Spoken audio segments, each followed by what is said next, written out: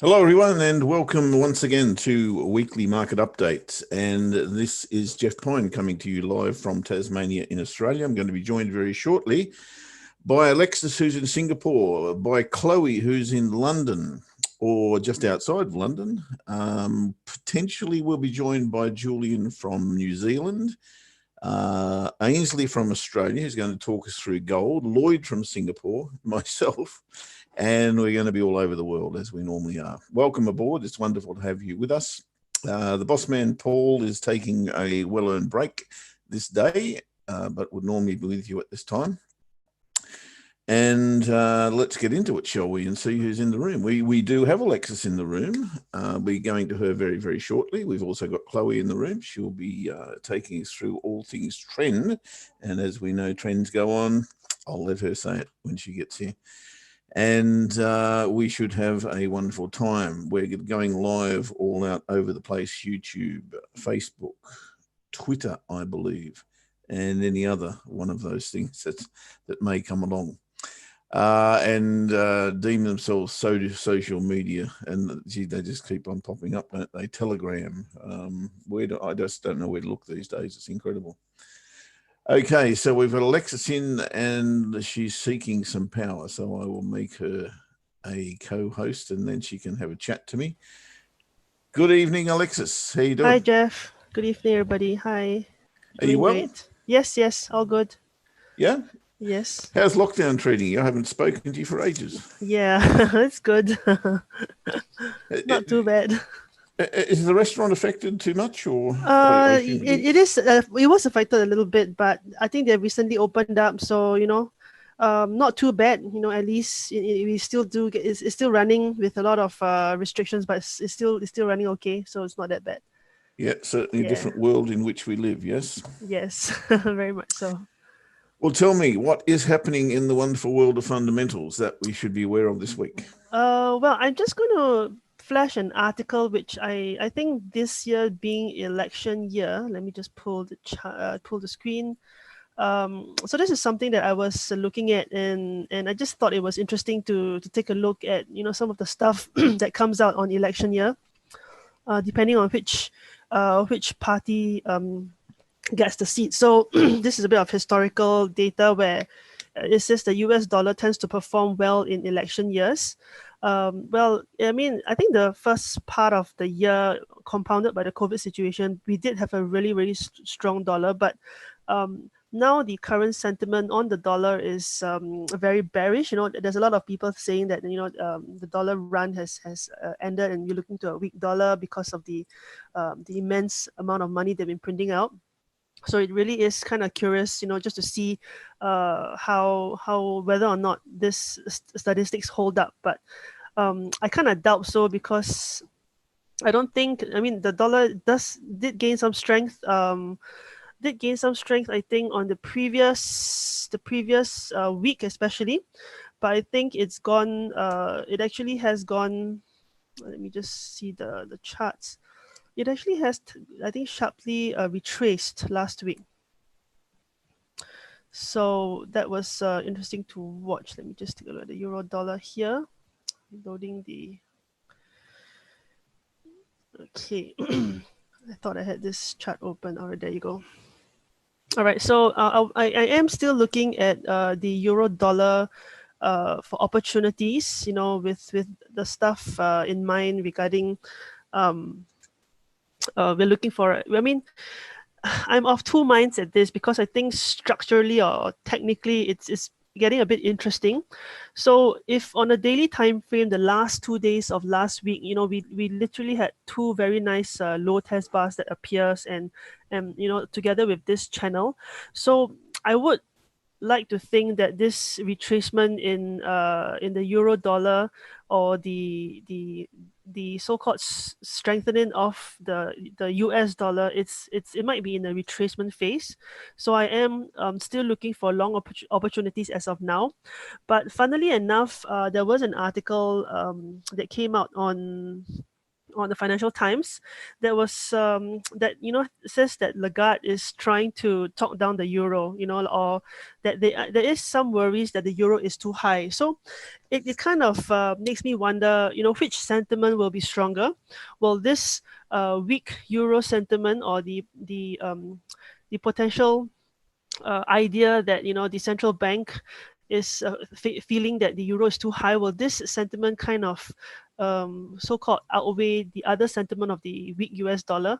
So I guess that might be the reason for this consolidation happening over here. So I think next week will be interesting to see whether or not any news from the euro side, will it break through this channel below, or will, despite the sentiment from Lagarde, will the euro continue to at least hold its ground? I think it's going to take a lot of momentum to break the 120 mark. So I am looking at just trading this tight channel probably on a shorter time frame for now, and to go short only when this probably this one, maybe 117 117.60 117.80 level is broken. So I think it really I think we'll see on Monday whether or not we get a red candle or a green candle. I think Monday will kind of give us the direction where the euro will go, at least for the next week, for the euro dollar. So going back to your first point, Lexi, Yeah. and that was about the normal, if there's such a thing these days. Yeah. And I guess that really is the point. Yeah. If we get rid of COVID, and COVID doesn't exist, God make it happen, but let's say COVID doesn't exist, we're going to be dollar bulls, aren't we? Yes. Coming into the election.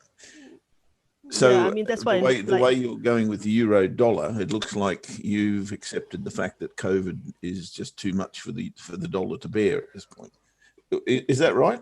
Yeah, that's right. Because I think the way they printed out the so-called bailout packages and all that, they printed a lot of money this year. So I think that so-called oversupply of the US dollar, really does kind of have an impact in the way the money's flowing. And if you look at the COVID situation in the US, I think it has one of the it has. But it has one of the highest numbers of over here, highest cases, highest new cases, highest death, almost the highest Oh, death. it's a I mess. think. Absolute Yeah, mess. this is the highest death. And if you talk about highest death, the question is, being a first world country, right? You would think that they would have sufficient medical, facilities to support, and not be the highest in terms of death despite its size, which is again, it's quite interesting, because I think the government, or I think COVID has been around for months now, and are people in the States starting to get used to the idea that COVID is just another probably more dangerous flu, with the way that nothing seems to be Well, changing. they've got issues. They've got a leader who was very slow to act, and they've got a mentality that their human rights are being eroded by being restricted in their movement. So there's a double whammy to start with. So they've got issues. There's no question. Yeah, definitely. And if you look at they did have a drop in their so-called unemployment in the last statistics that came out. But is that enough? That's my question. Is that enough, to sustain? Because looking at the situation, we are definitely not going to be having air travel for the next few months. It really looks like to be probably closer to mid next year, end of next year, according to all those statistics. So is their domestic spending, is their domestic market sufficient to support their economy over the next few months, or at least the next 1 or 2 years coming up? So that is my question, is despite this year being an election year, what will the new government be able to do? And I think when it depends on who wins, the Democrats or the Republicans, I think their mandate on COVID will be interesting, because it will also kind of see what is their direction on how are they going to improve the economy, without this whole big chunk of tourism that's taken out. Who have you got your $10 on? I would say I don't know. I think I have like a small bet on Trump still, despite his losing his despite losing the polls. I think he's got a really weird way of getting the unexpected done. Well, take out Yeah. COVID again. I know you can't take out COVID, but he was in a very similar position this time 4 years ago, Yeah, correct. as I So recall. yeah, and it's not exactly. I mean, his opponent is not exactly like super fantastic. So I think it's 50-50. It's almost anyone's game right now. It's really dependent on how he's going to pull stuff out of thin air for the next few months, I guess. Pretty good at it. Yeah. All right, mate. Thank you very much indeed. So you're a dollar bear still and looking for euro dollar to rally. Yes, only at least until there's anything confirmed from the ECB side, whether or not they are going to push down the euro, then I'll turn the other way. All right, mate. Yeah. Thanks, Lexi. Much All right, appreciated. thanks, Jeff. We'll catch you next week. All right, And nice to have a cheers. chat. All right, let's switch over to London town now. Well, just outside of London town. I think you're just outside of London town. I'm not sure of where you live now, Chloe, to be absolutely honest. We still have a tube station, so still just about in London. We're right on the end. You're still of classified as Londoners. Yeah. Well, Yeah. But we just Davy have a few Jones once more wrote a song about that. a few more trees and green spaces up here That's always nice. than where Are I they came getting from well before. watered at the moment? Is the sun out or? Right now the sun is out, actually. There you go. Take a But photo, they have everyone. also had a bit of a watering over the last week or two. So Best of both yeah, worlds. best of both worlds. Can't complain. Mate, what's happening in the markets? What should we be looking at as the week comes forward, or if we need to adjust anything from the week that's just gone? Well, at the risk of sounding like a broken record, Geoff, I think we're all going to be the similar. you can probably guess the charts that I'm going to be looking at. I'm going to start with the US indices simply because it always makes me laugh a bit. We always have a little drop in an index or a stock market or something like that, and it gets into the news. And I remember seeing on Friday the news that the tech stocks had taken a tumble and the Nasdaq was falling, and it was the biggest drop since goodness knows when. And I actually wasn't trading on Friday. I was up a ladder painting a ceiling. You were up a ladder in your condition? Is this a wise thing, Chloe? Got to be done, Geoff. The nursery needs painting, so. And Ben's busy? Oh no, he's helping. He's helping. Okay. Okay, fair enough. Joint effort. You should be passing him the paint up the ladder, perhaps. I should be calling out directions from the sofa there you downstairs go. with a cup Yes. of tea. But I remember thinking, oh, let me quickly check my charts because that sounds pretty horrific. And I looked at the charts and I just thought, oh, why do we have to make such major news out of such teeny little things? Yes, it did drop, but the thing that I'm most interested in is where did it drop to? Now, with the Nasdaq, we don't have a lot of support and resistance levels based on previous price action because we don't have any previous price action. These were the all-time highs over here from back in February, just before the coronavirus crisis started. We did have a massive drop. That was newsworthy, I'll give you that. That was major crash in the market. Since then, we've had an uptrend. The thing that you were going to say, Geoff, earlier on, which you kindly left me to say, was my catchphrase, trends go on longer than you might think. I imagine there were plenty of people trying to short the market back at all-time highs. Plenty of people because agreeing they with thought, you right now, I can tell you on that particular chart. yeah. And then plenty of people probably every single day since then thinking, right, enough's enough. Surely there must be a turning point in the Nasdaq. Surely there must be a turning point in the US stocks. This is crazy. I've got to get in short. And with a trends go on longer than you might think frame of mind, there are actually a lot of long opportunities here, a lot of trend trading opportunities. It has been an absolute gift, I have to say. And one thing I said last week was, as a trend trader, I don't consider it my job to try and work out or worry when the trends are going to end, because the trends will end when they end, and we'll get a technical signal saying this trend is over, and then we stop trading it with the trend. But it's not my job to worry about that, because if I was worrying about that, I would have probably missed all of these long opportunities. What is my job to do is take every trend trading opportunity I can see according to my strategy and my trading plan on this chart, and on whichever time frame chart I might be trading. I mean, 4 hourly, just over a month there. Goodness knows how many opportunities there are there, over here as well. It is pretty insane.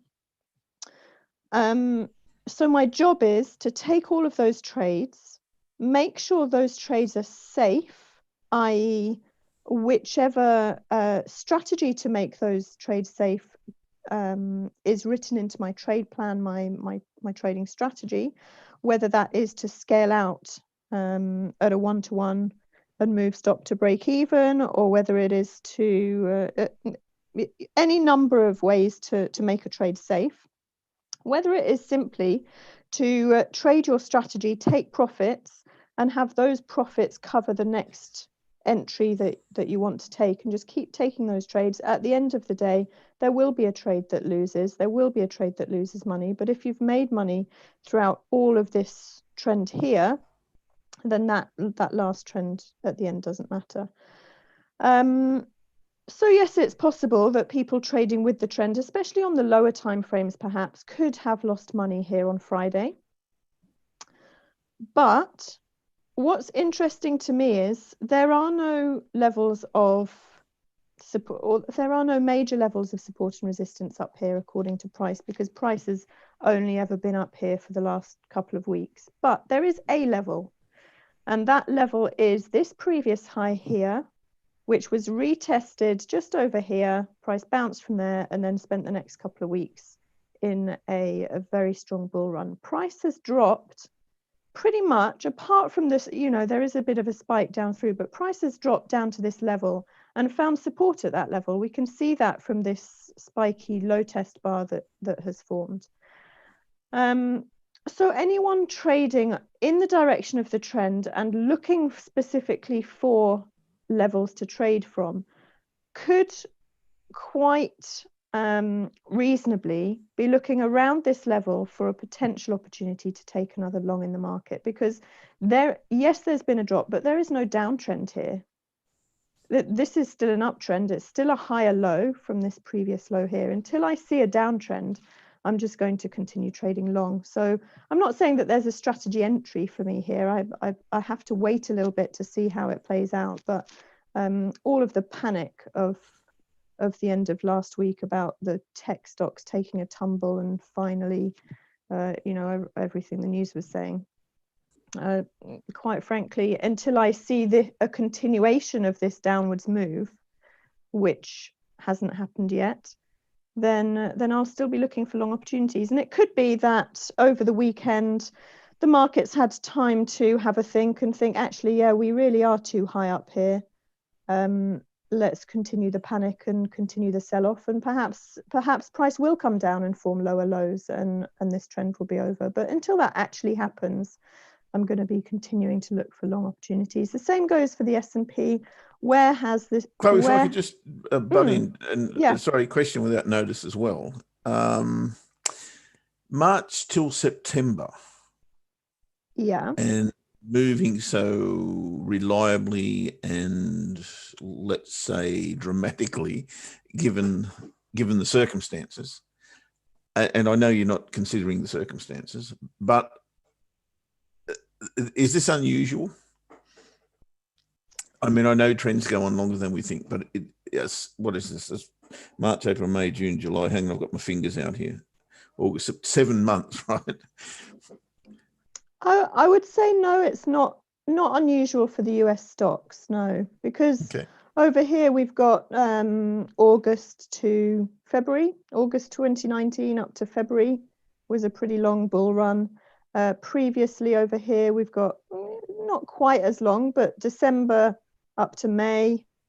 This bit here, not quite as beautiful looking, but that's March through to September of 2018 was a big bull run. So from a trending point of view, it's not that out of the box, is it? I'd say if that was a currency, that would be more unusual. But for the US indices, I don't think it's unusual. The thing that I do think is unusual is that this has been going on throughout the coronavirus crisis, where the rest of the world is in turmoil, you know, economically, financially, etc. And the US indices just seem to be ploughing on regardless. I mean, it's not comparable at all, really, to any of the other indices globally, and that's what I think. I guess people are wondering where else are they going to put their money. Yeah, exactly. So just very, very quickly onto the S&P, and we can see here, these were the all-time highs from back in February. That's pretty much exactly where prices come to and found some support. So there definitely will have been some buyers there thinking, that's my level to buy. If I'm going to buy this market and make a quick buck out of it, then there it is. And again, it's still going to be a higher low. It's no bigger of a drop than what we saw in May there, which then an uptrend resumed. So I'm not saying this trend is definitely going to continue 100%, but it's definitely not over in my mind. And I'll definitely be looking out for potential long opportunities. So that's a little bit about the US stocks. And the other thing that I'm going to sound a little bit like a broken record on, I'm afraid, is a few Aussie pairs. Aussie dollar, beautiful uptrend here. I mean, this is pretty much following along with that NASDAQ trend, really, from March all the way through to today. Really, really nice uptrend. Anyone who was thinking the trend was over here missed out on a big bunch of stuff. Even people thinking the trend was over just more recently over here missed out on a nice move. Still got higher lows, still got higher highs. It's something that I'm going to continue looking for long opportunities on. If we just look at these levels of support and resistance, because that's the one thing really that does make me a little bit cautious, is if I've got a strong level of horizontal support or resistance, then I will start to think about reducing my risk perhaps, or slowing off on the trend trading if I'm approaching a big level. And I do have a reasonable level here. I've got this previous high over here, which has previously been support. And that is pretty much where price has settled at the moment. And you can see over here, it's been support, it's been resistance previously as well. So it's a pretty major level there that price is hitting its head against. So that's something that does, I wouldn't say concern me, but that is going to probably make me reduce my risk in trading, because it's entirely possible that if I were to get triggered into a trade here to the upside, we could see something like a double top or a lower high or something, and then price could turn around, because it is a relatively major horizontal level. So it's not going to stop me from trading, because I still have a beautiful, strong uptrend here, but I will probably reduce my risk down. And Aussie dollar is something that I've been in trades for a long while on anyway.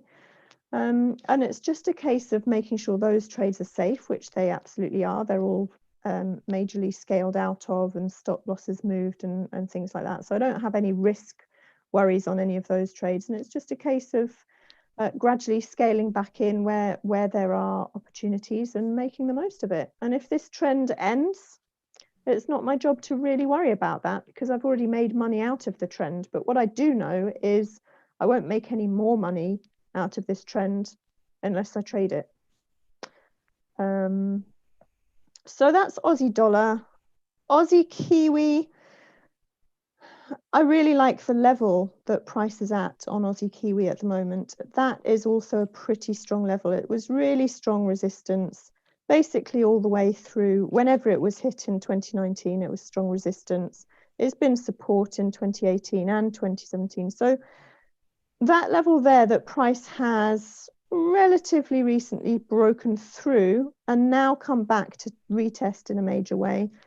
I'm looking out for a potential long opportunity there. I'm guessing if you were to put a fib, I mean, I don't really use fibs, but we're in a Fibonacci zone there. Around just shy of the 50% level, but in between the 50% and the 38.2. So again, it's a nice piece of trend. It's a nice piece of price action, a nice level for price to retrace back to. And if it takes off again from here, then I will be happy to look out for long opportunities from that level. And I wanted to cover off a couple of yen. There are a few yen pairs that look pretty good. Euro yen doesn't look too bad. Pound yen doesn't look too bad. Aussie yen is the one that interests me the most because obviously, being at the moment, as I am, still bullish on Aussie.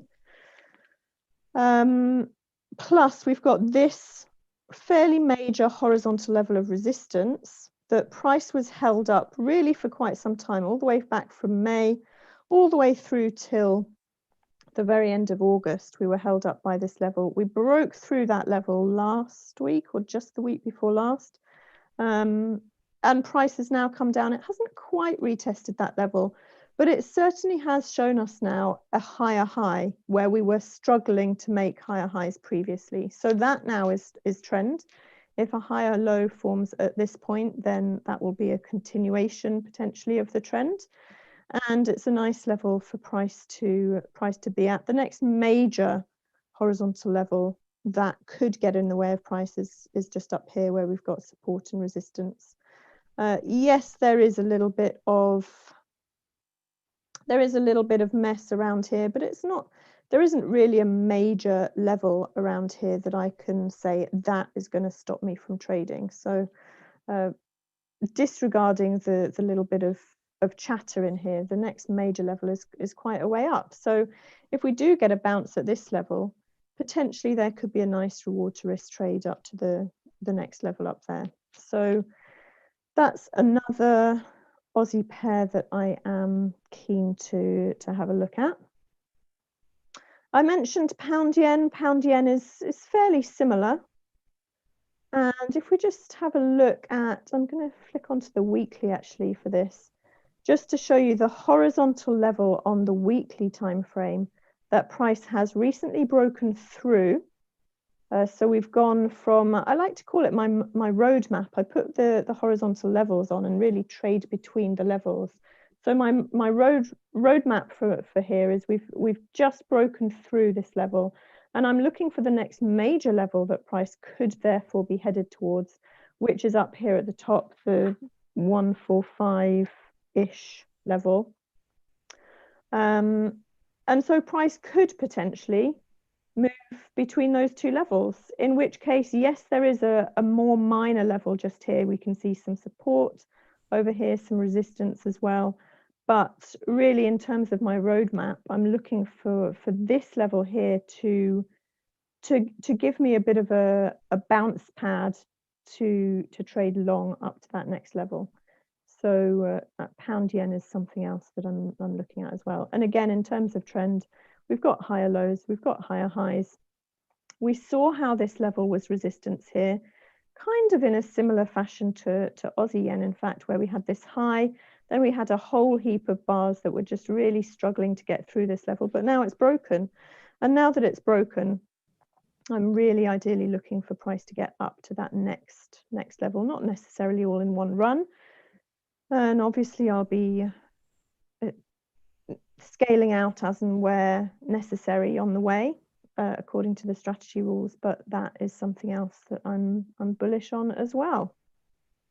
So those are, sorry, slightly more than the 4 charts I was supposed to go through, but I count NASDAQ and S&P as one thing anyway, really. There's one.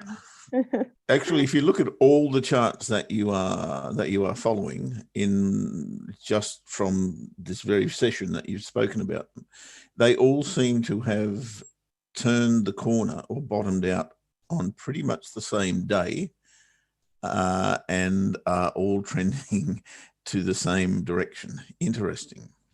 Yeah, it is. And it is interesting because I haven't actually been trading them all since the same day. But yeah, it is interesting looking back that is Very the much case. COVID related. Definitely, And yeah. and very much all the same trade, I would have thought. So Yeah.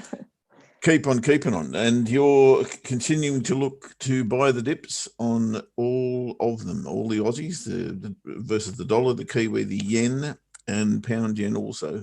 I think they're the four major ones, plus the indices. Absolutely, yes. And as I said, I'm looking to buy the dips in the uptrends. At some point, those trends will end, but it's not my job to predict that. It's my job to trade the trends while they exist. All right, mate. Happy days. Well done. Thank you very much indeed. No worries. Keep going on Quiz Planet, and, and we'll catch Is up with Ash you. thrashing you as well? Big pardon? Is Ash thrashing you as well, or is it just me? Don't never let it be said. Never let it be said. Have a wonderful week. We'll catch up with you during the week in all Indeed sorts you of will. shows all over the place. All over Thank the you, place. mate. Yes. Cheers, Geoff. Yep. Speak soon. Much appreciated. No Enjoy worries. the week. Okay, from Chloe, just on the outskirts of London town, we're going to shoot across, well, in my term, shoot across the Tasman and say a very, very good evening in New Zealand to Julian. G'day, mate. What's attracting your attention this week, or has this past week, and looking forward to the oncoming one? Yeah, hi Geoff, and good evening, morning, and afternoon, everybody, wherever you are in the world. It's always lovely to chat to people and hear their views as well too. If you've got any questions, don't forget to post them in the message board. Mate, has spring sprung in Auckland, by the way? Didn't feel that way today. It's been a lot very sunny recently, which has been lovely, but not particularly warm because the wind's got up. So bit of a wind chill factor. I was freezing. Obviously, a lot of other people walking around in shorts and t-shirt, but no, I was wearing a jumper and a coat. The true locals. I've got the same experience here. Yes, I'm afraid in Tasmania. I fall into the camp of I like my hot weather. So yeah, look, I think my overall theme for this week is I heard Chloe talking about the Aussie, and I think she's absolutely right about that particular currency pair. I'm slightly more sanguine about some of the other ones. My overall thesis is I think the US dollar is going to find its way a little bit stronger over the next week or two. I don't quite know how that's going to spin out though.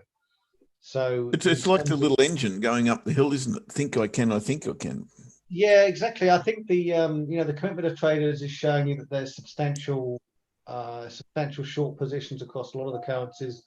It's not a deciding factor, but or a defining factor. It's a contributing factor.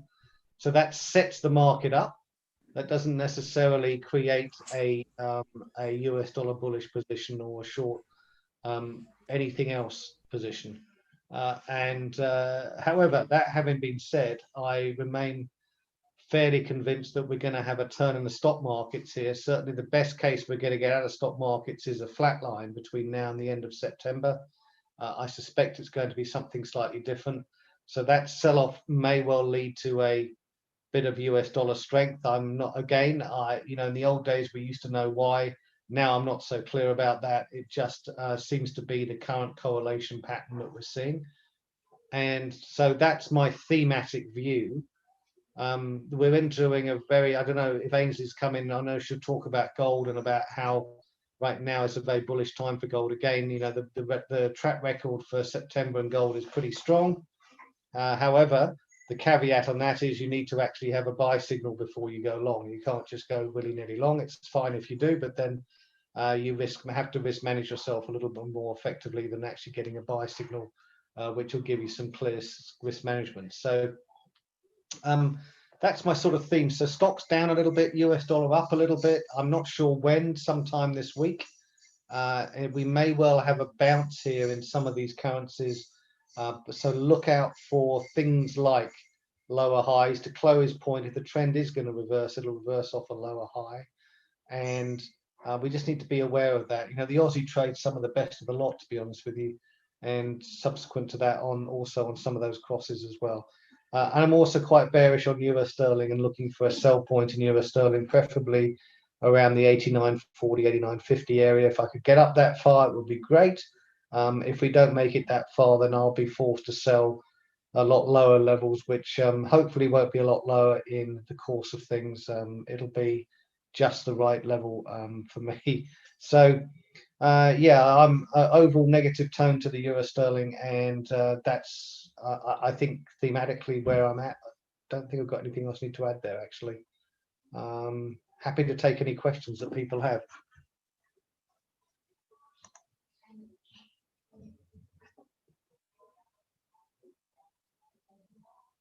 Oh, I see that Helen's. Yeah, look, I think the great thing about Hugh Hendry, Helen, is that he's often wrong until he's right, and timing is everything with Hugh. I don't think we can trade the timing that he is suggesting. So about some of his ideas, I do like the yeah, the lower dollar trade, I think is inevitable. But look, when you hear people talking about things like, oh, the dollar has to go down because they're printing so much money, yes, that's true against gold. It probably has to go down over the medium to long term against gold, but it doesn't have to go down against anything else if they print more money. And what happens is you have a bit of inflation, or you have a bit of commodities prices which will go up. But the key thing here is that, you know, everything is relative, and we've already heard in the comments from the guys who run the euro, you know, the ECB are already saying, oh gosh, the currency is too high, we may have to think about a further stimulative package, as they're trying to jawbone the market down again. They don't want the euro to strengthen, but there's nothing they can do about it. If the US dollar is printing more money, if you like, the money supply is growing in US dollars, then it's not a great reach to say that on that basis, then the US dollar will probably depreciate and everything else will appreciate. But at the moment, you have these yins and yangs on this. And right now, I feel the US has probably finished their money printing for the time being, and it does affect their exports and tourism. Not so much their capital goods exports. That normally isn't affected by the level of the currency for slightly different reasons. It normally tends to be affected by Chinese demand, but tourism definitely. So yeah, if the ECB now starts to print money, or there's more stimulus coming from Europe, then that will probably mean that the euro will fall and the dollar will rally. Because if the dollar stopped printing money 3 weeks ago, and the euro starts printing money, the Europeans start printing money, then the euro will go down, the dollar will go up. You sort of get the gist of this balance, right? What's very interesting is that the US essentially is exporting its deflation elsewhere, which is another way of looking at it. So yeah, that's pretty much me for thematic wise, Geoff. And if anybody has any more questions, happy to ask, but otherwise that's it for me. Short and sweet today.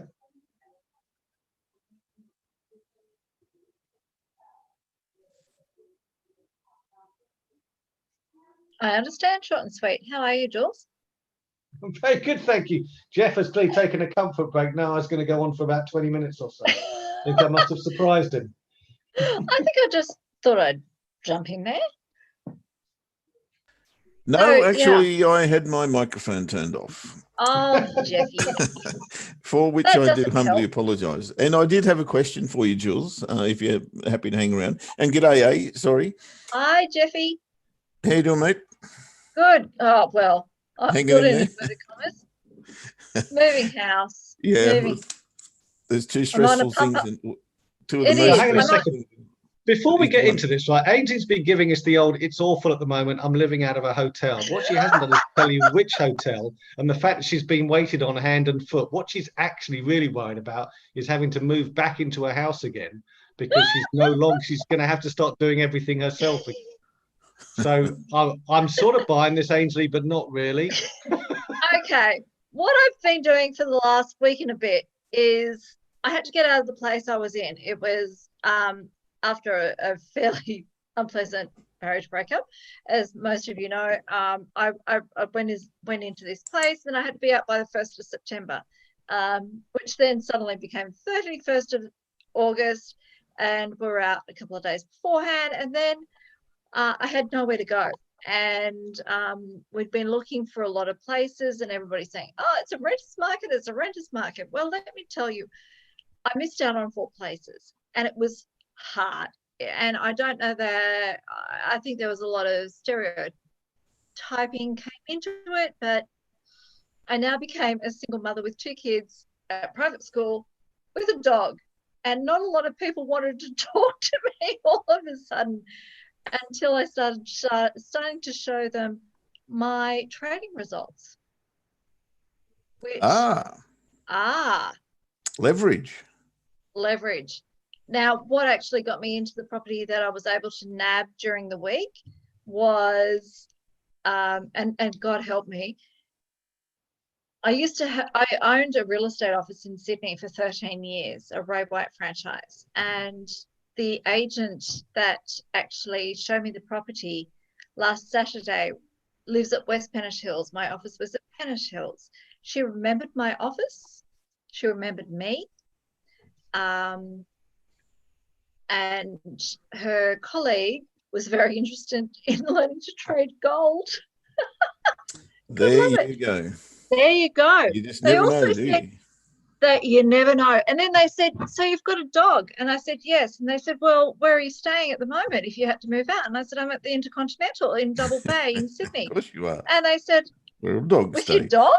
And they said, yes, my dog is so good that they actually let him in. And they said, well, if it's good enough for the Intercontinental, it's good enough for here. And I got the property, and I went, yes. Happy So, days. yes, Jules, you're right. It's been one of those weeks where,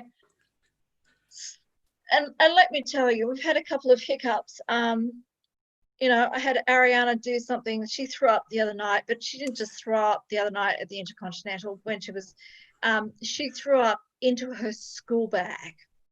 Okay, can I just interrupt? It is dinner That's time. what for I some had to people. do the next day. I just looked and I couldn't handle it. But we could talk about gold if you like. Yeah, there's an idea, but before we do, I did have a question for Jules, and it related to what Alexis was talking about earlier. Trading, absolutely. Let's get on to trading, apart from my dilemmas. Yeah, they're for phone calls. We'll deal with them on phone calls. Jules, Alexis was talking earlier and about the normalcy, if we can take away COVID from the equation. And of course, we can't, but let's suppose we could.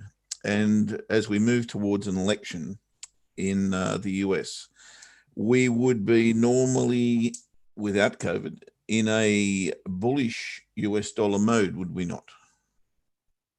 Yeah, maybe. Can I just say that traditionally I take a incredibly minor interest in US elections because they're never normally important. I think the only reason why this one people feel this one's important is because of the 2 differing views which are coming up. So the Trump, I'm going to say Uber business and screw everybody else view, and the Biden, which is a very much more left-wing sort of more caring, sharing type of approach, in a way which I think is also going to be more useful on the international stage. So there seems to be very much a polarization of opposites going on at the moment in the US election. And this happens from time to time, about once every 20 years or so. This is clearly one of those situations. And I think the stock market is going to have quite a bit of uncertainty. I think the challenge will be if the Biden lead gets reduced significantly. So Trump has a bit of a comeback and seems to appear to have momentum. I think the volatility in the stock market will increase and not decrease. I don't think that Trump will necessarily save the stock market, but there will be lots of volatility be created. And again, I always stress to everybody, whatever the candidates say on the in their political election speeches, you take a grain of salt with, because they have to get it through the Congress as soon as they get into power, which usually proves almost impossible in the way that they wanted it to get through. So just bear that in mind. And there's lots of excitement going on about what people are saying. So the short answer, Geoff, just to finalise that again, is I guess this time there is an interest. This time there is normally a bullish tendency for election campaigns. I'm not convinced this time.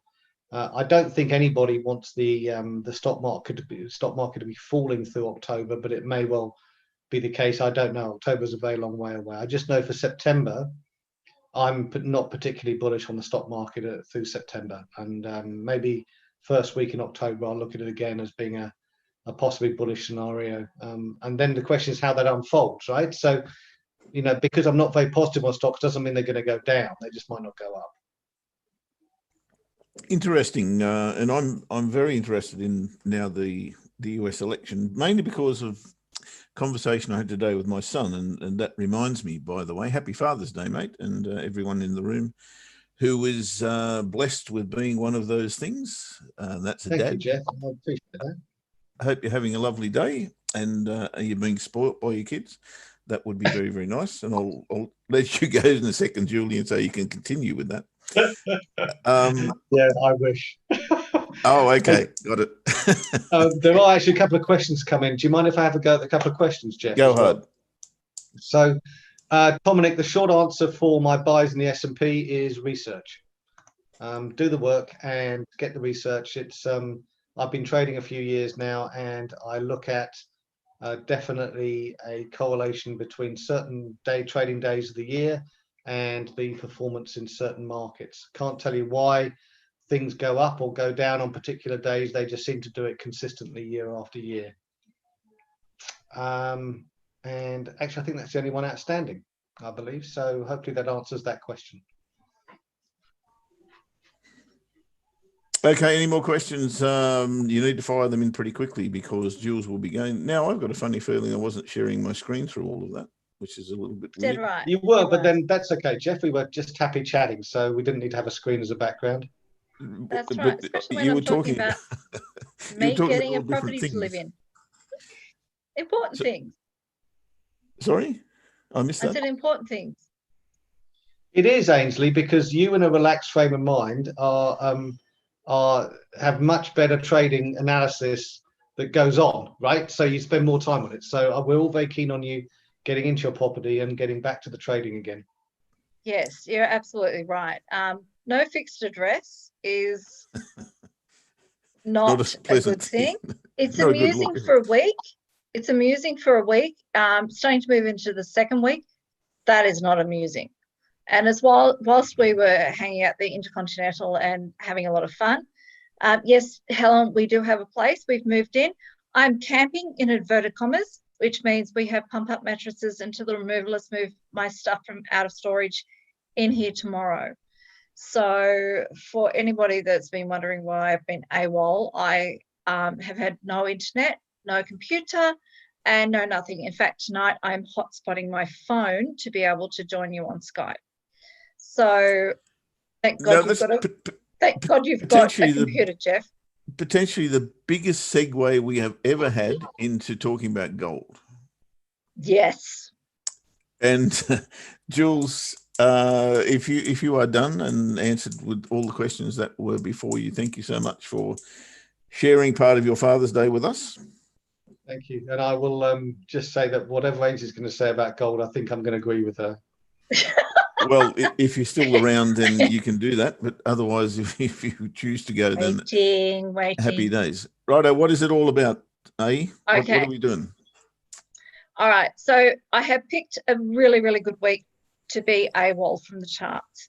And if we are looking what's wrong with that? Thank you, Mr. Range Trader. This is your perfect setup, isn't it? Oh, Jeffy, is it just your week? If only you trade. If I Yes, it traded is. gold, I'd probably be looking okay. Yeah. You would have made a Moxa this week. It went backwards and forwards. Helen, yes, Aussie Father's Day, not in America, but it's an Australian Aussie Father's Day. Yeah, they had theirs like a month or so ago, I think. Yeah, whatever. Mm. But gold, let's look at gold. Look at the range. Look at this.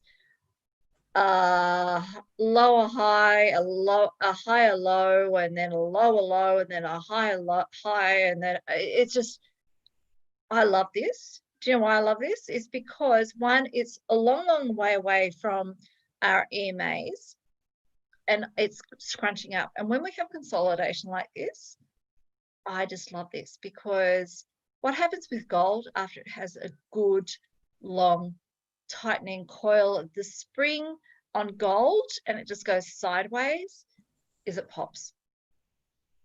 Second week of September, second to third week of September is a really strong seasonal rally, and it's stronger so on presidential.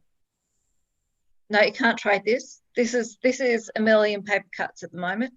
But what we're looking towards next week is it's seasonally biased to a really good, strong rally. Okay, so that's what we're looking towards. So these things don't mean anything to you, do they? No, they don't. I'm just looking at, that's just crap to be, look, technical trader that I am. That is not good. And I know you look at it and go, oh, okay, tightening, triangle and all the rest of it. But with all we were talking earlier in the fund talk, and we're all talking about the NASDAQ and the DAX and the S&P, and it's all struggling, it's been hit, and the tech stocks and all the rest of it. I sat there and we listened and I said, well, that makes gold look pretty jolly shiny, doesn't it? And everybody sat back and said, yeah, it does actually. But seasonality, we've got a good opportunity coming up. So what we're going to have to do, yeah, it will do. It's not unexpected though, Helen. Helen's just said, boom, it does something unexpected. It's not unexpected. You need to get back to your charts on the seasonality for gold and have a little look on the second week on a presidential cycle, or just even normal cycles for gold. But on a presidential cycle, it's almost exponential, and it's a rally to the long side. Can we trust that under the conditions we are faced with? Do you know what? I could say, no, the conditions. Do you know what? With seasonality and the charts and what we've seen so far this year, it hasn't blinked. Really? It hasn't blinked on seasonality. Okay. It's been beautiful as far as it goes over the last 40 years of collecting data, because there's always something that's going to happen, and gold is going to be a safe haven. So whilst we're looking at currencies and we're looking at the FTSE and we're looking at the NASDAQ and we're looking at all the other bits and pieces, the S&P. So what we're saying, and wait for a nice little. I don't disbelieve you, but this is not normal. This is certainly not normal. So is seasonality, despite COVID-19 on gold, performing as you would expect? You'd expect. Wow, amazing. Okay. It's scary. I mean, I can understand if it was because of COVID. I get that. But if it's also going with seasonality, that's amazing. Yeah, it's like I said, it's very nice. It's a nice little tick in the box. So, just look at your charts, and especially and we know with the way gold operates as well, when we see a beautiful consolidation and it starts to get there's lower highs and there's higher lows, and you see it starting to compact. With gold, because of its intrinsic value, at some stage, despite what is happening and the correlation to all the other markets, when it gets to that point, it's going to go off in one direction or the other. It's not going to just keep going blow, blow, blow, blow. It's not a dead cat bounce. You will not see that with gold. It consolidates, then it breaks out, then it will consolidate, then it'll break out or either to the top side or the low side, or it just does it. That's the way it goes with gold. But we've just seen for this last week and a half, it's been lovely whilst I've had no access to diddly squat. We've seen this tightening and consolidation on the gold, and it's great. And I used to look, when I first started trading, I used to get so annoyed with this. Now, hang on, you'd be peeved. If you were in front of the charts all week, you would be peeved because it's done nothing. Now, because you haven't been in front of the charts, you're as happy as a pig in poo, right? That's right. Me, cardboard boxes, and finding somewhere to live. Yeah. I'm happy.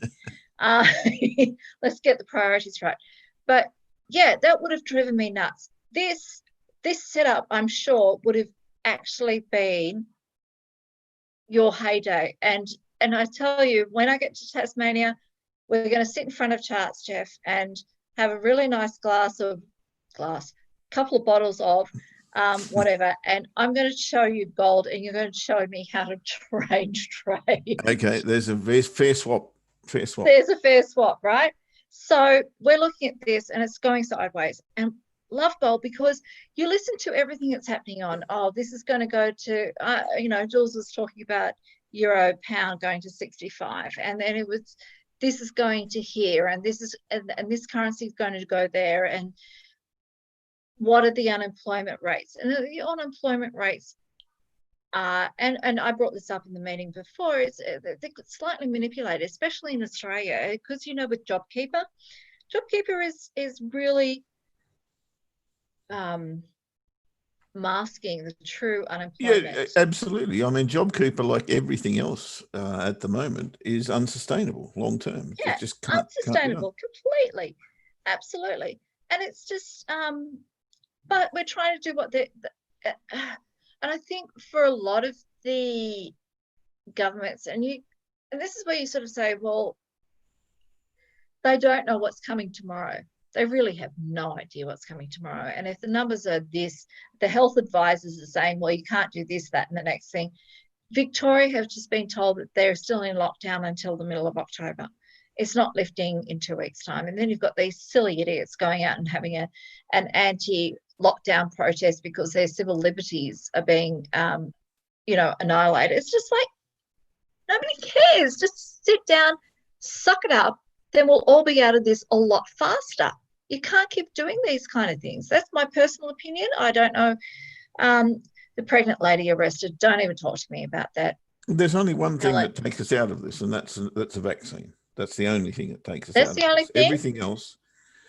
Everything else is how you manage it. And, Sweden have tried it one way.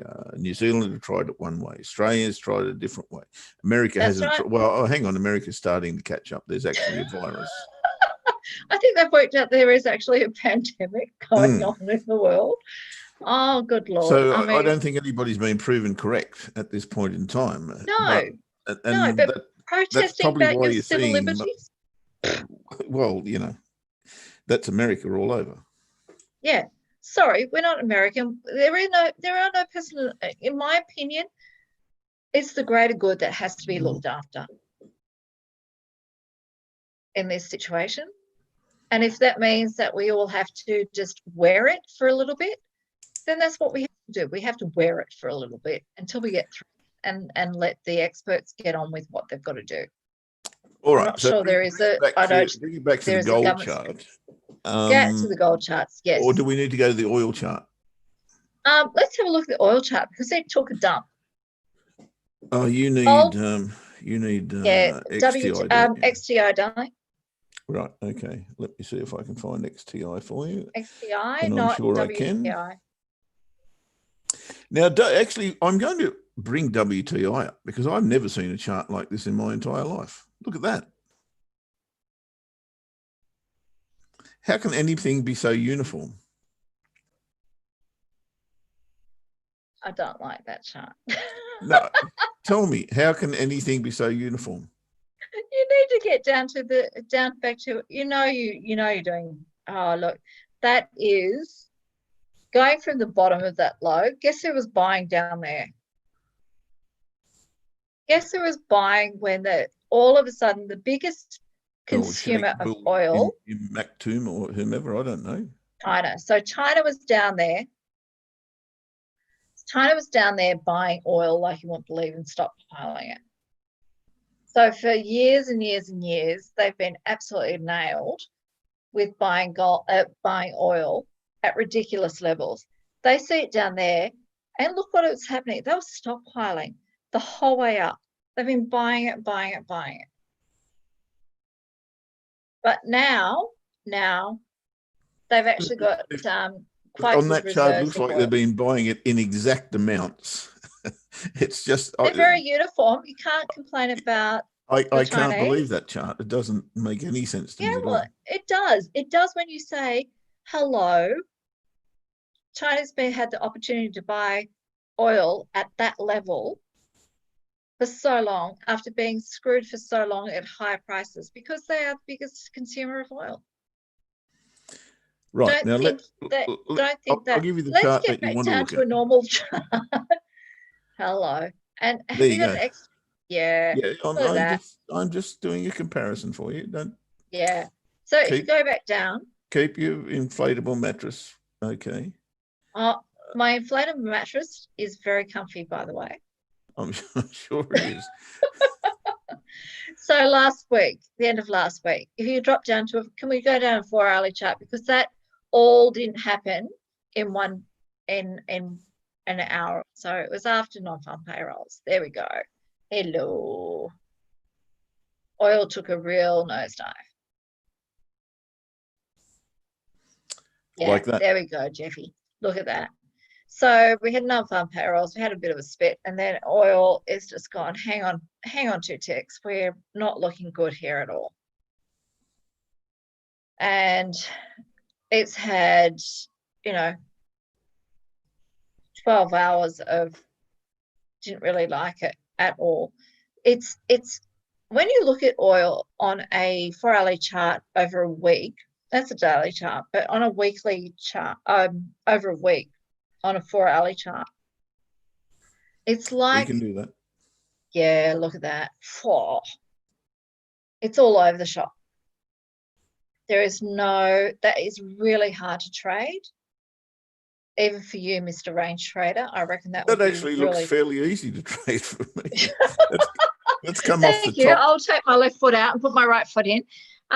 Let's come off the top and give you a massive signal that's going short. Wow. Okay. Okay. Like I said, I've got to get to Tasmania soon. That snort in the background is my dog snoring. I'm boring him to shreds. Sorry about that.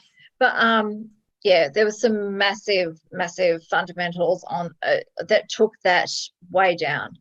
But bouncing up and down like that, that gives me heart palpitations. But you've got massive train tracks just to the left of where your cursor is sitting at the moment. Okay. No, to the left. I've got a lot of things. Left. Train track reversal here. Stop. Yeah, look at that. Aww. This is 4-hourly chart. Right, Are you so telling me? you're entering the market long here, right? No, I'm not. I wasn't touching it. It was not doing. All my signals were saying just stay away. Yours were probably saying that was wise. Yeah. So my signals were saying stay away, so I did. I can't see any clear signal. I mean, unless I was up very late, but I was not up very late. Now there's the key. If the signals aren't there, it doesn't matter what you think. The signals aren't there, you don't trade it. I stayed away. And for me, look at that. It's just, look, seriously, again, death by a million paper cuts. Bang, bang, bang, bang, bang, bang, bang. Up and down. There is no direction for me as a trend trader. Jeffy, maybe for you, that is something worth. Yeah, that's pretty cool coming off the top here, I've got to say. Yeah. Yep. But for a trend trader, that's just, I can't. Yeah, way too early for a trend trader, definitely. Yeah. But look at that. I mean, yes, the last 12 hours of Friday, yeah, you could have done something with that, but non-farm payroll and then bang, straight down. Yeah. Okay. All right. So what do we do? How do we trade it this week, or we don't? Let's just see what happens. Let's check the fundamentals. But look, that's a massive drop for oil in the last 12 hours of Friday. I haven't seen any news to be giving any bias to any direction either way. But with that kind of move, I'd expect there'll be a bit of a pullback on this. I still think oil is, with all the fundamentals still in play, I don't think China has mopped up the backlog. They've stockpiled a lot and they're not out there buying anymore at the moment, which has probably contributed to this downplay here. But seriously speaking, let's just see how it goes. I still see a third play. We've got 1, 2. I still see a third play to the south, to the short side before we see a long phase 3. Yep. Yeah. I know we're only in. Look at it. It's just been going ka-chunk, ka-chunk, ka-chunk. As you said, the blooming weekly chart is something else altogether. But on If a it keeps daily doing chart, stuff like that, I might have to start trading it. Simple as I said, I think I can see a couple of bottles of wine and some range trading and some gold and oil bartering of expertise and knowledge coming up. I'm wonderful at bartering. I do lots of bamboo deals on barter, I can assure you. I don't need any bamboo anything. And in particular for wine, I've got to say. All right, mate. Thank you so much. Thank really you. appreciate it. You're welcome. See you. Bye. It is now time to talk Lloyd's favourite subject. G'day, Lloyd. How you doing, bud? Hi, Geoff. Good evening. Are you well? Yeah, I'm relatively well. Are you happy with the fact that the latest, I suppose, morph of you, and you're one of the best morphers I've seen, because you spend so much time working on different ways to trade the market. And the latest, of course, is following the currency indexes. How are they working? Are they still going good? Yes. I mean, the currency index isn't something, isn't exactly new to me. It's just that it's something that I rarely spoke of in the past, simply because there's so nobody to speak to. Releasing your secrets. No, it's more appropriate to say that I'm releasing my laziness, the way to get lazy in trading. I mean, that's how I go about it. Yeah, I know I know exactly what you're talking about. So this week, mate, what are we looking for? All right, let me grab the chart. All right. Actually, probably I just want to power on to what Ainslie has shared with us. So gold doesn't exactly have index, but because I trade stocks, so usually for gold, towards the end of the year, I tend to actually move into gold just because that seasonally, towards the end of the year, gold or most of the time does rally. So for the past few times, it did work out for me. So I guess I'm going to have to ask you the same question as I've asked everyone else. It's 2020, one of the worst years that will go down in history. It's one of the worst years ever, I think.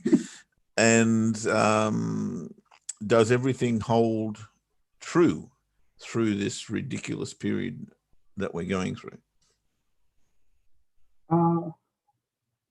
For gold, actually, just for personal consumption, I'll be sharing is that I'm actually looking at one market for my indication to actually really go into gold for stocks.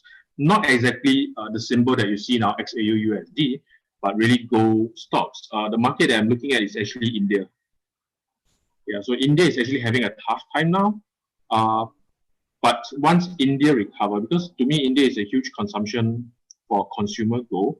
So once India managed to somehow get a grip on the spreading of the virus, I think it will actually be a boom for the gold markets. The second thing is that's really out of my concern now. in Chinese is also a huge consumption of gold, consumer of gold, especially during Chinese New Year. They use it for their weddings and festivals. Yeah. So that's why usually from December onwards for gold is a rally, because just about the two markets, biggest consumer market for gold tends to buy into them. Yep, cool. So if going back to your question, does the current situation, coronavirus, affects it? Well, China has more or less, I won't say more or less, China has controlled it if we believe their data. So now it's just lies with India. Yeah, that's really just how I'm looking at things. Yeah, look, and very, very similar circumstances, of course. They very much celebrate their weddings and pour gifts on all sorts of people. But the situation in India, the one surprise for me is it took so long to manifest.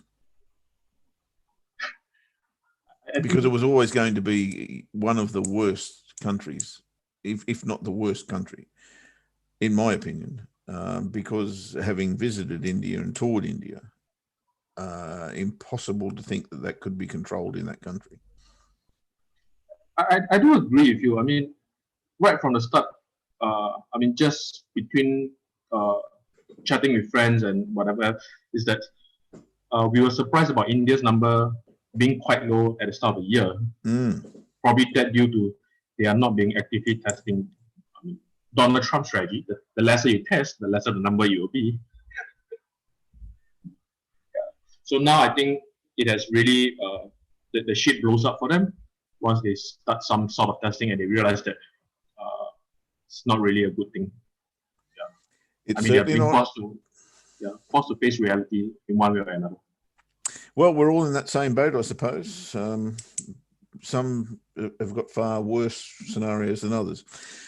But I guess that's not going to change the question I asked from the outset, and it's still, to me, is a major factor in what's going on in the world. And I don't know about seasonality. That worries me a little bit if you're trading seasonality.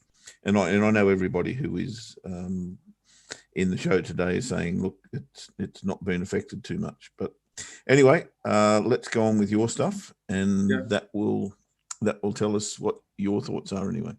All right, so let me head on over to the index. Actually, my opinion didn't change too much from last week. Yeah. So what the Australian dollar had done, you can see that very nice. I mean, at the early start of the week, they actually shot up.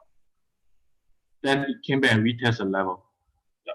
So even at the start of last week, I did mention that. During the last Sunday show, I did mention that I'm actually quite bullish across the board for all the currencies except for US dollar.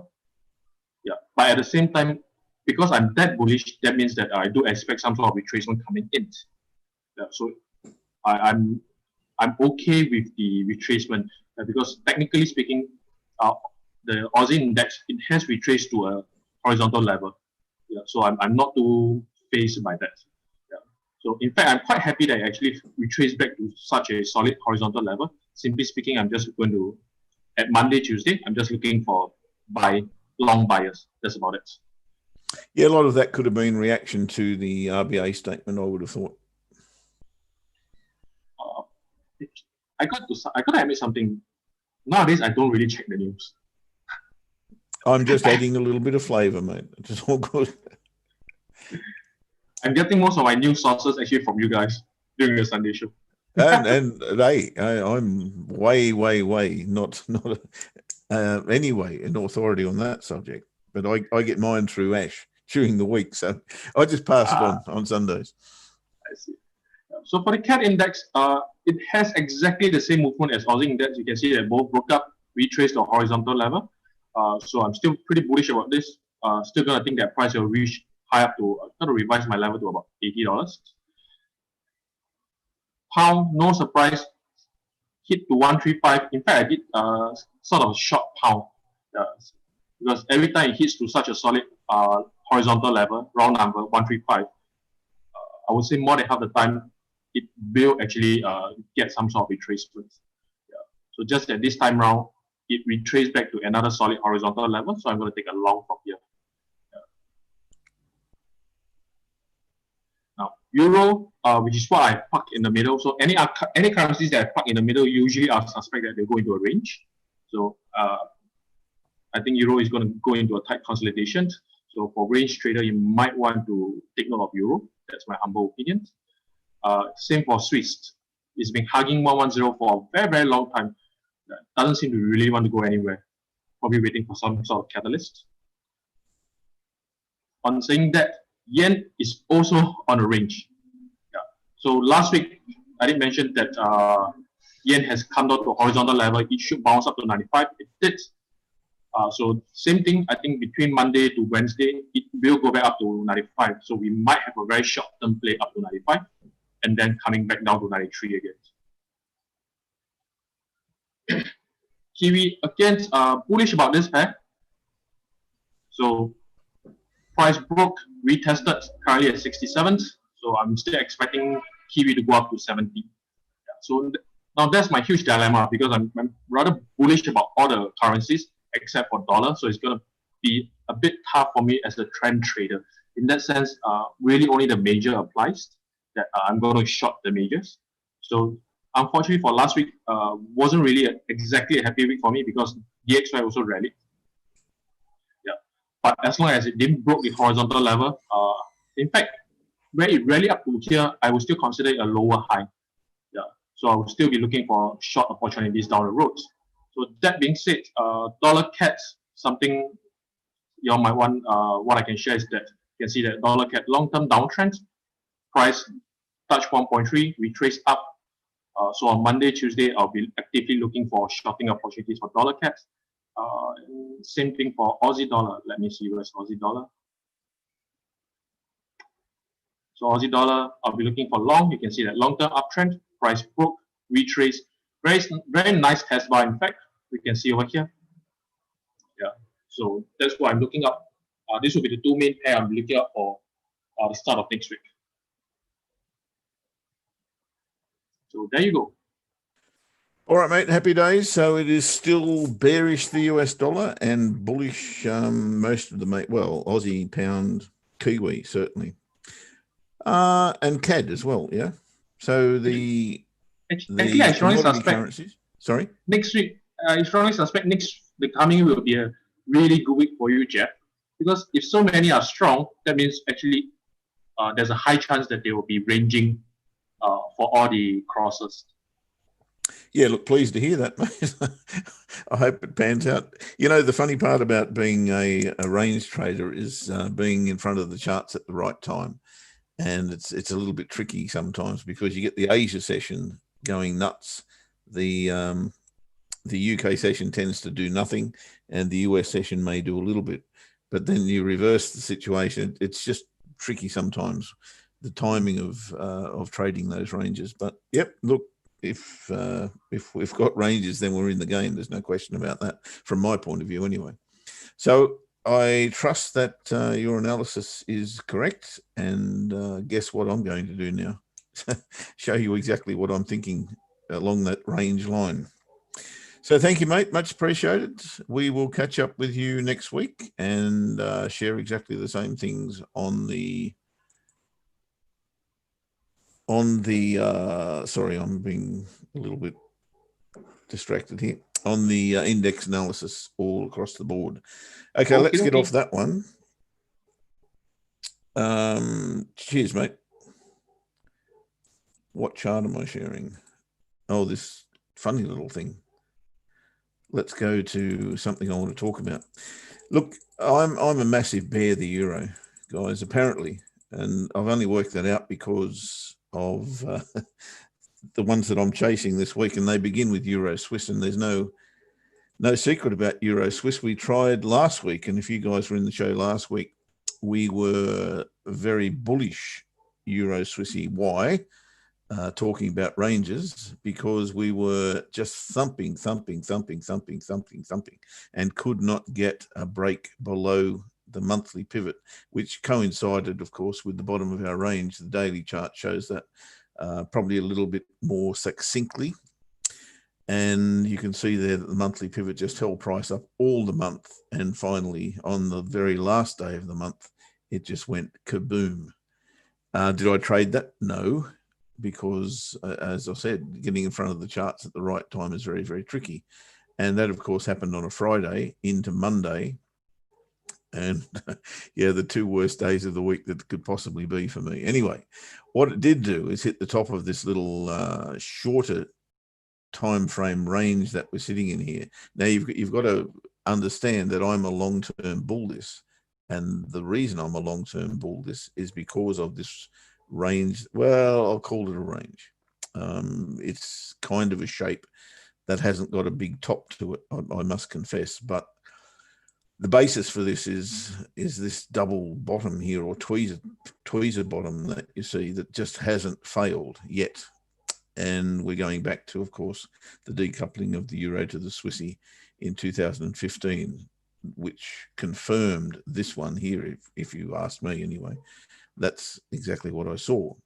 And of course, we bounced back to the level that the decoupling happened at. That's terrible English or grammar, and I apologize for that, but it's the best I can do at the moment. And we've come back to the bottom of this range, and I believe that over time we will find our way back to the top here at some stage. Now that's going to take a hell of a long time, in my humble opinion. In the meantime, you've got this beautiful rejection bar of this level here, which is actually tomorrow's weekly pivot, which has got form all across the board here, resistance here, support all the way through here, through 2015, 2016, into the middle of 2016. Then it broke above it, hit that, well, it didn't quite hit the exact level that we launched that decoupling from, but then it has been a downward track since 2017 into 2018, into 2019, and into 2020, when we finally found the bottom here. And we've tried and tried and tried to get back above it since. Now, I believe that we will find that way, but at the moment, I'm not seeing that as a trade. What I am seeing as a trade, this beautiful range that we've been in. And again, that beautiful rally through last week was, well, very swift and very, very difficult to trade.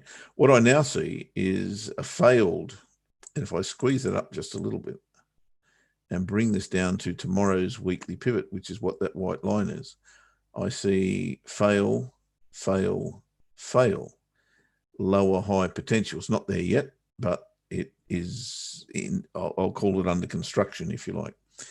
So what I'm looking for here is, and I have my own little version of a candle pattern or a chart pattern called the Three Little Indians.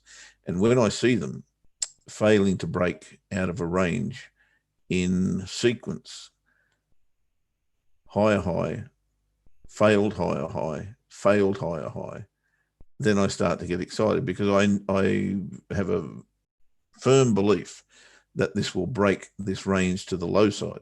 Now, it may not go too far, but if we can take advantage of that scenario from the top of this range, then I'm in a pretty good place. So absolutely tomorrow, and I want to be in front of the charts as much as I possibly can to catch this move, if it comes, of course, to the downside from this level. So coming back inside that range that we've depicted here is very, very important to me. And you can see those fail, fail, fail on consecutive higher highs. So what am I looking for? I'm looking for price to get back into here and give us a retest, if you like, of the weekly pivot, which will be right there tomorrow.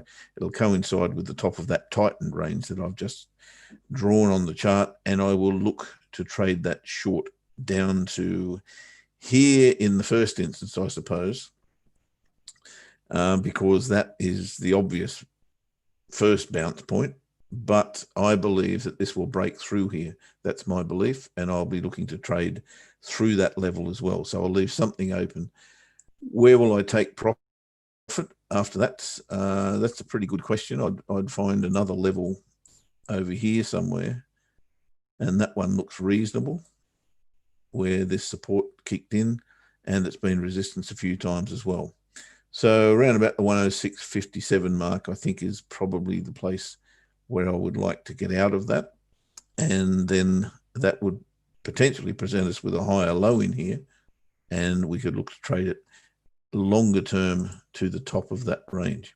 So that's my plan on Euro Swissy, but it's short to get long, I suppose, is the way I would describe that.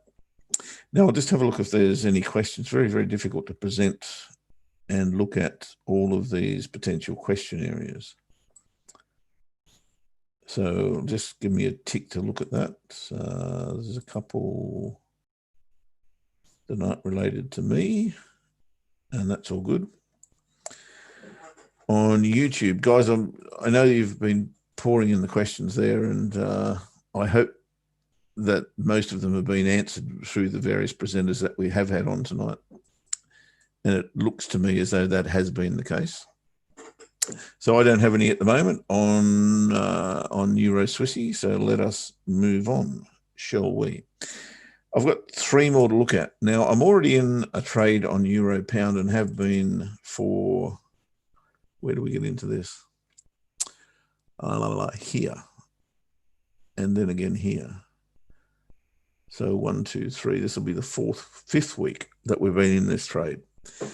And really nothing's changed. And last week I was looking to scale into this, and I think it was in this show actually, that we were looking at this bar here and saying, well, okay, that's not it's not a bad scale in point. It's got a nice little white body. I like those on a rejection bar. What was it rejecting? Probably this level through here. And we decided not to trade that. We were looking for a bigger pullback, maybe to the top of this range. Well, we went to the bottom first and then straight back to the top of this. I call it a range. It's a descending channel, of course. And then we've put in this bar here, which does, of course, look very much like a rejection of not only last week's weekly pivot, but, of course, the top of the range again. And I'd have to go along with that. Interestingly, and let's go back to Euro Swiss, I want to point these 2 things out.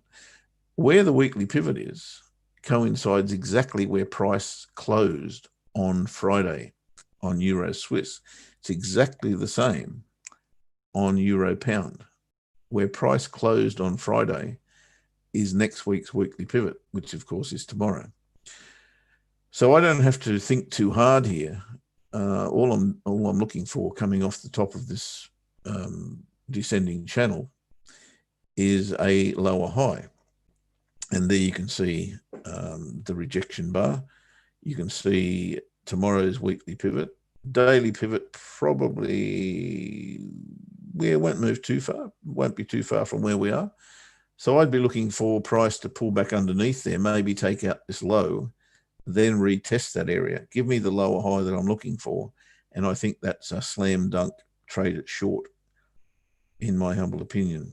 So that's Euro Pound that I'll be looking to scale into, because we still are in the trade that we put 5 weeks ago on, I think it was a 4-hour, maybe even a daily chart. Can't remember, to be honest. But that's doing exactly as I would like it to do, and that's hitting the boundaries and bouncing off the boundaries. If that continues for the next goodness knows how long, and you know what Chloe says, the longer the trends, well, never underestimate the length of a trend. Not that I'm a trend trader by any stretch, but I would love to see that low taken out and then a retest of that weekly pivot tomorrow. Give me the lower high and I would look to scale it back into that. So that's Euro Pound. Again, I don't see too many questions on that, so we will move on. I think, hang on, I'm just checking all social medias.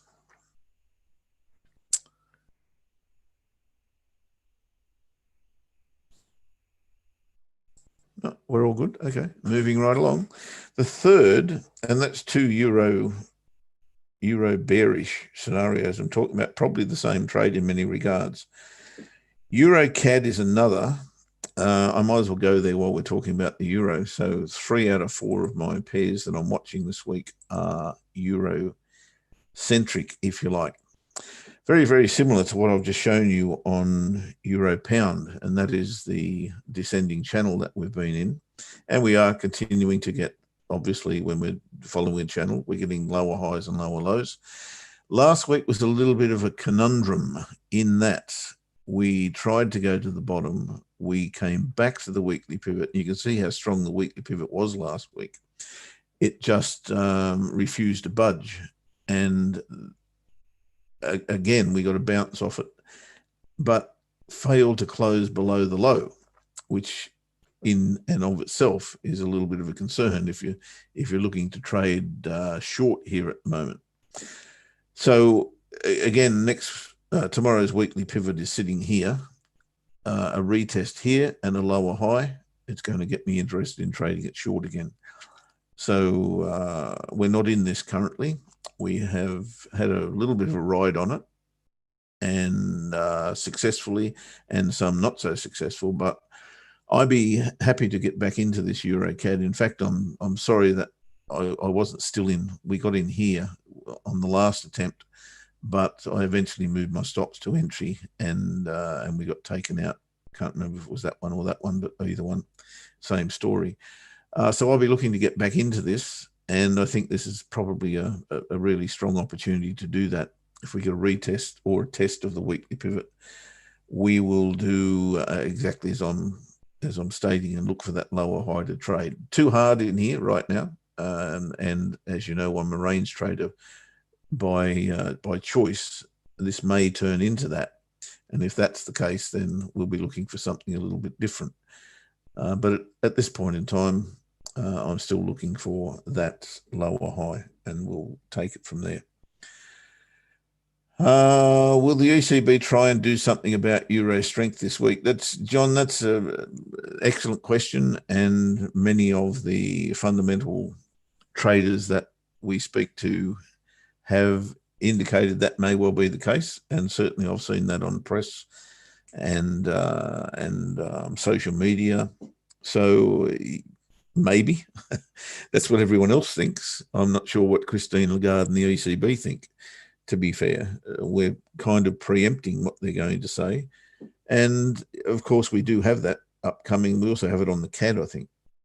There's 2 interest rates and central bank statements coming up this week. Look, I'm not a fundamental person in any way, shape or form. I do take note of what they say, but in terms of trying to predict them, I've got absolutely no idea. None, zero, zilch. So I will defer that to the people who do have a firm opinion on it. And that seems to be the case, that they are going to consider that the euro is in fact a little bit too strong. And they may well try and do, but my question would be this: what can they do more than they've done? And is it going to be effective? You know, do they go to zero negative interest rates, for instance? How much more bond buying can they undertake? You know, I just take a common sense approach, and that common sense approach says to me that they don't have a lot of tools left in the shed, frankly.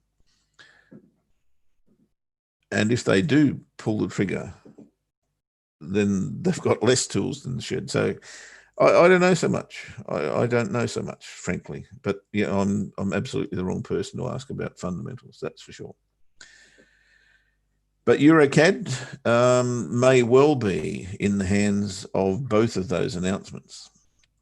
And it may well be a tricky pair to trade. But that said, if I can get in the market on EuroCAD and get safe in the market on EuroCAD before both of those announcements, I could get a very, very nice run pretty much for free.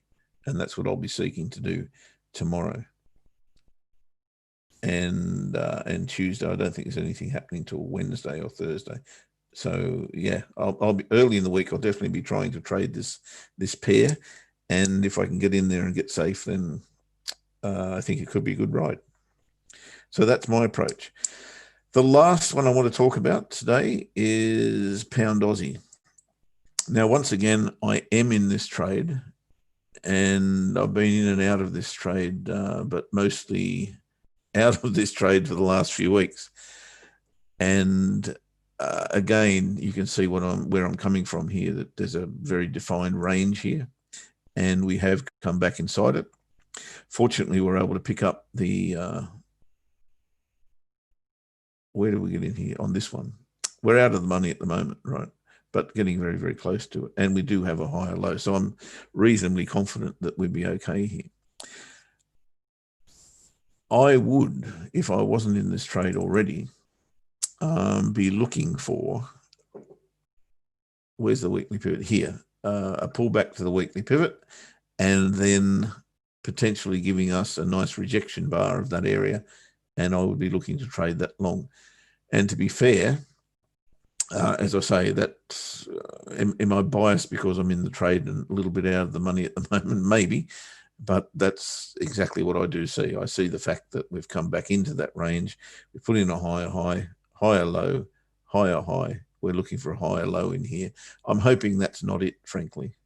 I would like to see it just pull back a little bit further and give us a more, let's say, substantial one, something that looks like not that big, something that looks like that would be good, or that would be good, sitting over here. Remember, I like to trade black bodies long and white bodies short, so I'm not looking to trade that bar. It's too obvious for me to go long here. I need to have something, as Shukri has put it ages ago, when we were talking about some other commodity or whatever we were talking about. I can't remember what the chart was, but there needs for me to be an insurance bar, and that's not an insurance bar. So I'm looking for a little bit of a pullback to the weekly pivot tomorrow or the next day, and then I will look to trade this long. How far? Yeah, look, because we have a potential turnaround here, and I guess that's why I've been bullish a few times on this over the last little bit. We did have a strong base here that was broken, but as soon as it broke, we got a very fast rally to the previous resistance level, or pretty much to the previous resistance level. That smacks to me of a liquidity grab, or a stop hunt if you want, but it hasn't gone on with it. And that's why I'm still happy to trade this range, because I don't think the market's too confident about what goes on next, to be fair. But I also see this as a false break of that range.